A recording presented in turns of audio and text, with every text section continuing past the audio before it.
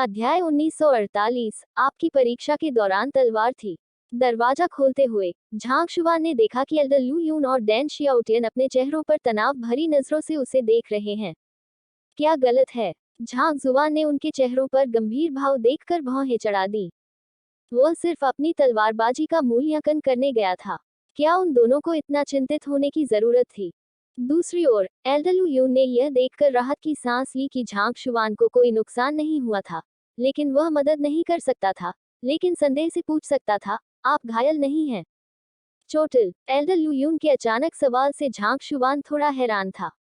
मैं बस अपनी तलवार चलाने की कोशिश करने के लिए अंदर गया था। क्या ऐसा कुछ है जो मुझे अंदर से घायल कर सकता था? क्या वास्तव में इस परीक्षा में किसी प्रकार की चाल थी जिसके लिए तलवार चलाने वाले को अपने जीवन को दांव पर लगाने की आवश्यकता होती है? तो अगर कोई घायल नहीं होता, तो तलवार के इरादे की अभिव्यक्ति बहुत दूर नहीं हो पाती। नहीं, ऐसा नहीं है। मेरा मतलब है, शिक्षक, बस इसे अपने लिए देख लो। अपने शिक्षक के चेहरे पर उलझन भरी नजर को देखकर डैन शियाओटियन ने अपना सिर खुजलाया और आसपास की ओर इशारा किया। झांग जुआन ने अपने चारों ओर देखा, और वह मदद नहीं कर सका, लेकिन सदमे में अपनी आंखें चौड़ा कर लिया। काश्तकार चारों ओर के कमरों से बाहर निकल रहे थे, और उनमें से हर एक के चेहरे पीले थे और मुंह से खून खांस रहे थे। उनके चेहरे इतने मुरझाए हुए लग रहे थे कि ऐसा लग रहा था जैसे किसी ने बार बार उनका उल्लंघन किया हो। बस यहाँ कैसी आपदा आ गई थी? क्या तलवारबाजी का मूल्यांकन इतना चरम माना जाता है? मेरा मतलब है, ज़ियाओटियन, जब मैंने आपको पहले देखा था तो आपको पहले कोई खून नहीं आया था।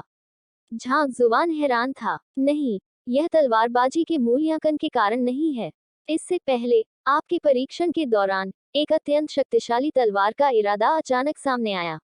उनकी तलवार के इरादों के स्तर में भारी असमानता के कारण दूसरों ने अपने तलवार के इरादों को दबा दिया, जिसके परिणामस्वरूप वर्तमान स्थिति उत्पन्न हुई। एल्डर लू यून ने समझाया।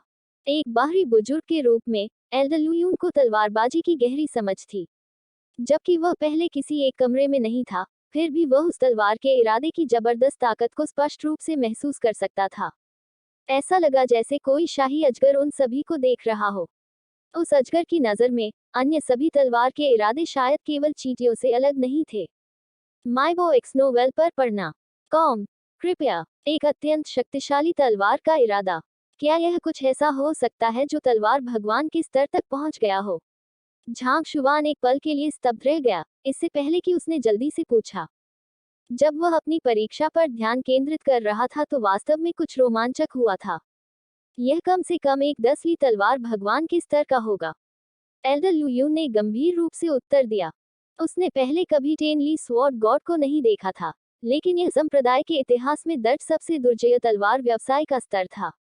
पहले का दबाव हर किसी के तलवार के इरादे को कुचलने के लिए पर्याप्त था, जिससे वे बिल्कुल भी जवाबी कार्रवाई करने में असमर्थ थे।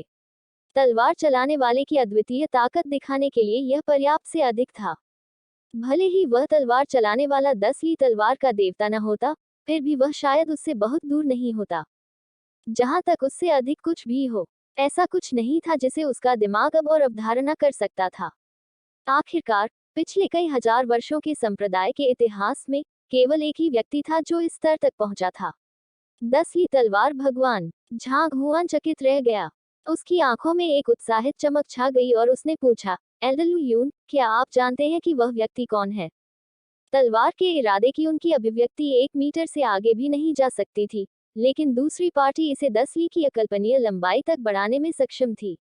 वह इस तरह के कैलिबर के विशेषज्ञ की सच्ची ताकत को देखने के लिए किसी भी चीज से ज्यादा प्यार करेगा। वह अभी भी सोच रहा था कि वह स्थानीय ईथर हॉल पर हावी होने के लिए उसी क्षेत्र के काश्तकारों के बीच अपनी श्रेष्ठ शक्ति का उपयोग कर सकता है, लेकिन ऐसा लग रहा था कि वह अपने विरोधियों को कम करके आंका था। यहाँ वास्तव में बहुत सारे दुर्जय विरोधी थे, और उनमें से कुछ उससे कहीं अधिक शक्तिशाली भी हो सकते हैं। एक 10वीं तलवार भगवान। यह उपाधि उन विशेषज्ञों को प्रदान की गई थी जो तलवारबाजी के शिखर पर पहुंच चुके थे। यदि टेनली स्वॉर्ड गॉड का सामना होता तो शायद उसे भी हार के लिए घुटने टेकने पड़ते। मुझे डर है कि मुझे कुछ पता नहीं है। एल्डर लू यून ने अपना सिर हिलाया। तलवारबाजी मूल्यांकन के परिणाम निजी थे। जब तक कोई बगल के कमरे में नहीं था और व्यक्तिगत रूप से इस उपलब्धि को नहीं देखा था, या किसी ने किसी व्यक्ति के परिणाम जे टोकन प्राप्त कर लिया था, अन्यथा यह जानने का कोई तरीका नहीं था कि किसी ने कितना अच्छा प्रदर्शन किया है। ठीक है, तुम्हारे तलवारबाजी के मूल्यांकन का परिणाम क्या है? एल्डर लुयून ने उत्सुकता से पूछा। सच कहूं तो वह झांग शुआन के बारे में बेहद उत्सुक था।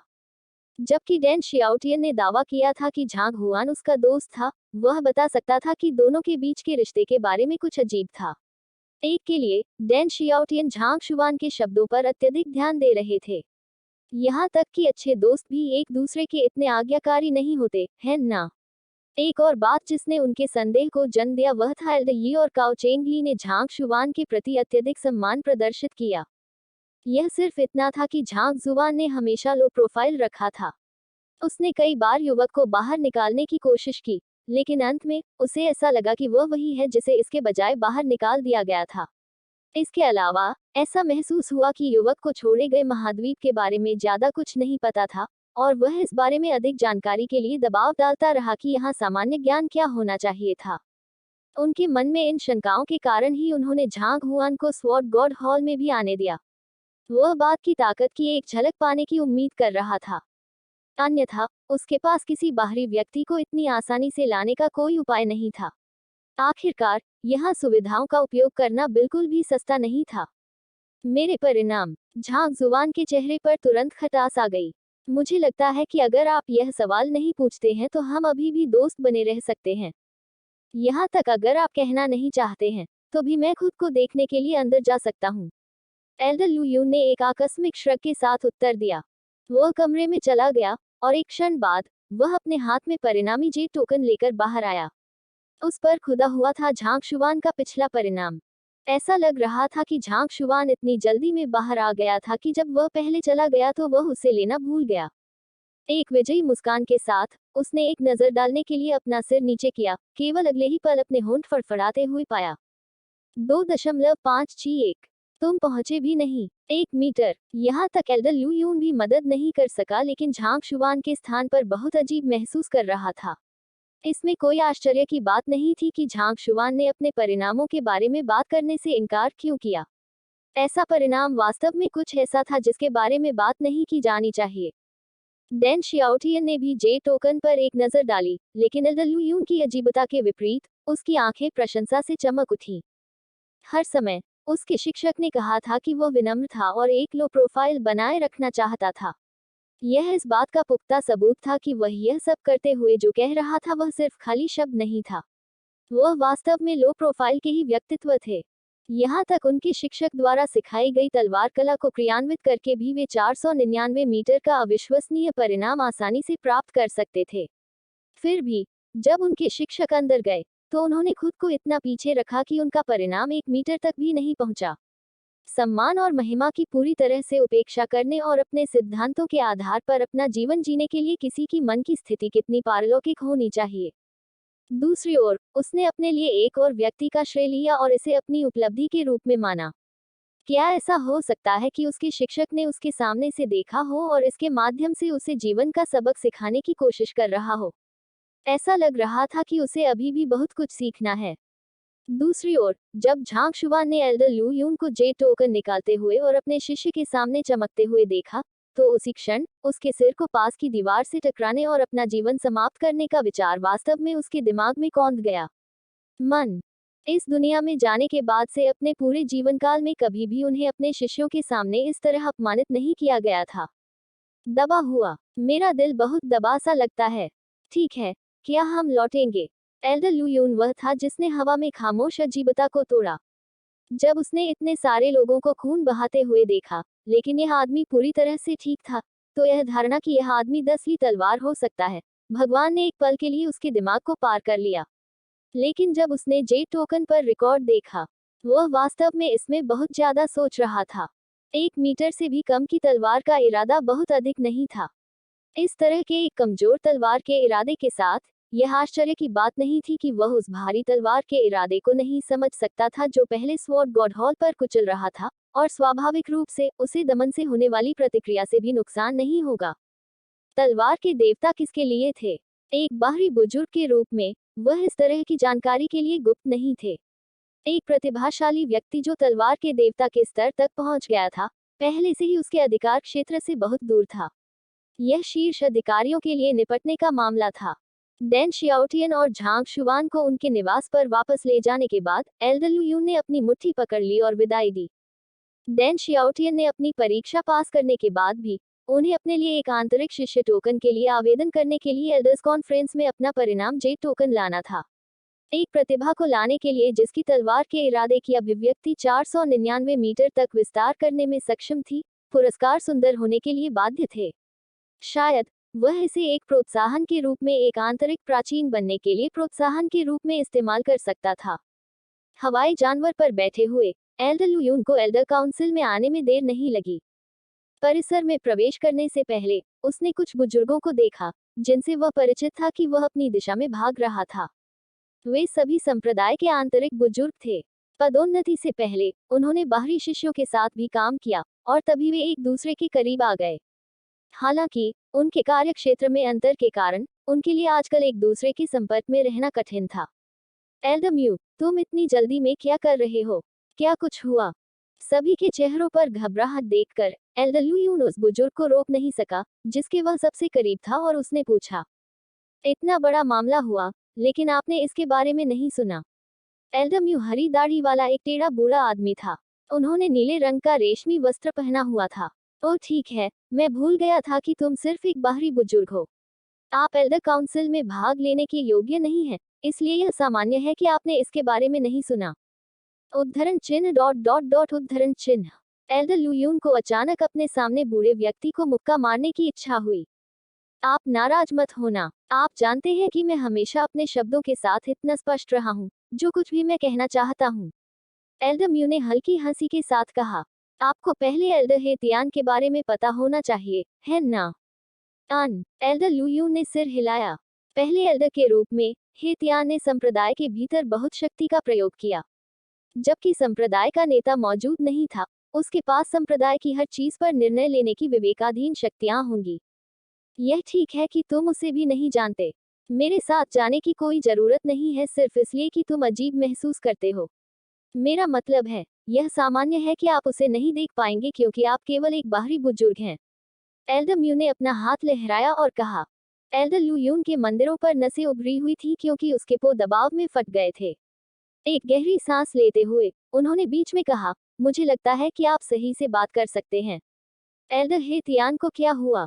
बुजुर्ग, उसने अभी अभी सभी आंतरिक बड़ों और उससे ऊपर के सभी बुजुर्गों को एक संदेश भेजा है जिसमें कहा गया है कि पहाड़ का द्वार और विशाल तलवार ढह गई है। एल्डर म्यू ने कहा। फिर उसने अचानक अपना सिर झुका लिया क्योंकि ऐसा लग रहा था कि उसने उसे मारा है। शायद इसीलिए आपको संदेश प्राप्त नहीं हुआ। आखिर तुम सिर्फ एक बाहरी बुजुर्ग हो। पहाड़ का फाटक और विशाल तलवार ढह गई।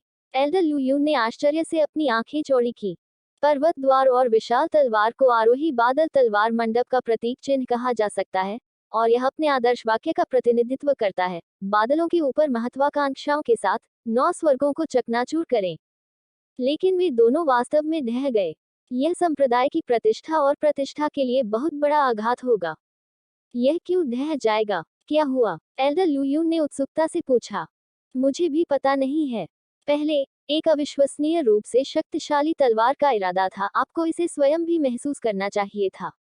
ऐसा लगता है कि तलवार के इरादे ने तलवार के इरादे को बड़ी तलवार के भीतर घुमाया था, जिसके परिणामस्वरूप यह ढह गया। एल्डर म्यू भी मामले के विवरण के बारे में निश्चित नहीं थे। अपना सिर हिलाते हुए उन्होंने कहा, ठीक है, मुझे एल्डर काउंसिल में भाग लेने की आवश्यकता है जो कि आंतरिक बुजुर्गों और उससे ऊपर के लिए विशिष्ट है, इसलिए मैं अब आपके साथ चैट करना जारी नहीं रख सकता। जिसके बाद वह जल्दी से मुड़ा और एल्डर काउंसिल में पहुंचा। वह आदमी वास्तव में बिल्कुल भी नहीं बदला है। एल्डर लू यून ने बेबसी से आह भरी। अपने मुंह के कारण एल्डर म्यू ने पिछले कुछ वर्षों में बहुत से लोगों को नाराज किया था। इतने सालों के बाद भी उन्होंने अपनी उस बुरी आदत को नहीं बदला था। लेकिन किसी भी मामले में दर्द को सहन करते हुए वह अभी भी दूसरे पक्ष से एक महत्वपूर्ण संदेश प्राप्त करने में कामयाब रहा। विशाल तलवार और पहाड़ का द्वार गिर गया था। तलवार का इरादा, क्या यह वास्तव में पहले 10वीं तलवार भगवान का कर रहा था? एल्डर लू यून ने सोचा। स्वॉर्ड इंटेंट को खुद महसूस करने के बाद वह जानता था कि यह असाधारण है, लेकिन वह नहीं जानता था कि यह वास्तव में इतना शक्तिशाली था। तलवार की मंशा को भी प्रभावित करने में सक्षम होने के लिए संस्थापक ने विशाल तलवार में सील कर दिया था। दुनिया में वह टेनली स्वॉर्ड गॉड कौन हो सकता है? चूंकि इस समय बुजुर्ग एक गंभीर बैठक में हैं, क्या यह अनुचित होगा कि मैं अभी डैन शियातन के बारे में रिपोर्ट करने के लिए चलूं? एल्डर लुयून ने सोचा। पहाड़ के फाटक के ढहने और विशाल तलवार के कारण होने वाले गंभीर प्रभावों को देखते हुए एक नए आंतरिक शिष्य के बारे में रिपोर्ट करने के लिए इस समय उनके लिए यह उचित नहीं लगा। पेंच कसना, मुझे लगता है कि मुझे अभी भी यात्रा करनी चाहिए। आखिरकार यह डैन शियाओटियन की पहली कोशिश थी और वह पहले ही 499 मीटर कस को हासिल कर चुका है। यह अधिकांश प्रमुख शिष्यों से भी अधिक दुर्जेय है। इससे भी महत्वपूर्ण बात यह है कि उनकी साधना इस समय केवल प्राचीन ऋषि एक दान के पास है। मुझे लगता है कि बुजुर्ग इस मामले को बहुत महत्व देंगे और मेरा इनाम भी उदार होना चाहिए। एल्डर लुयून ने अंततः अपना मन बना लिया। प्रतिभाओं का प्रवेश भी संप्रदाय के लिए एक महत्वपूर्ण मुद्दा था। आसपास के सभी महत्वपूर्ण बड़ों के साथ उनके लिए पदोन्नति की अधिक संभावना होनी चाहिए। अपनी सारी झिझक को दूर करते हुए एल्डर लुयून ने एल्डर काउंसिल में प्रवेश करना शुरू कर दिया। अल्पविराम। इस बीच एक आंतरिक शिष्य के निवास में झांग हुआन अपने शिष्य को गौर से देख रहा था। आखिरकार अपने दिल में अब संदेह को दबाने में असमर्थ उन्होंने पूछा, आपने अपनी तलवार के इरादे को 499 मीटर तक कैसे प्रकट किया? यह बात उनके दिमाग में इतने समय से चल रही थी। वह उसे 1 मीटर भी प्रकट नहीं कर सकता था, लेकिन उसका यह हथपका शिष्य उसे इतनी दूर तक पहुंचाने में सक्षम था। कोई फर्क नहीं पड़ता कि उसने इसे कैसे देखा, इसका कोई मतलब नहीं था। मैं अपने शिक्षक के प्रश्न को सुनकर डैन शियाओटियन ने शर्मिंदगी में अपना सिर खुजलाया और कहा, मैंने तलवार कला शिक्षक द्वारा मुझे दी गई तलवार का इस्तेमाल किया और तलवार को बाहर की ओर उछाला। मैंने नहीं सोचा था कि तलवार के इरादे की अभिव्यक्ति उड़ जाएगी दूर तक। तुमने तलवार फेंकी। उस कदम के पीछे की अवधारणा वास्तव में बहुत खराब नहीं है। एक क्षण रुको। डैन शियाओटियन के शब्दों में एक विसंगति को देखते हुए झांग शुआन के होंठ फड़क गए। आपने उल्लेख किया कि आपने तलवार फेंक दी। क्या इसका मतलब यह है कि आप अपनी परीक्षा के दौरान तलवार लिए हुए थे?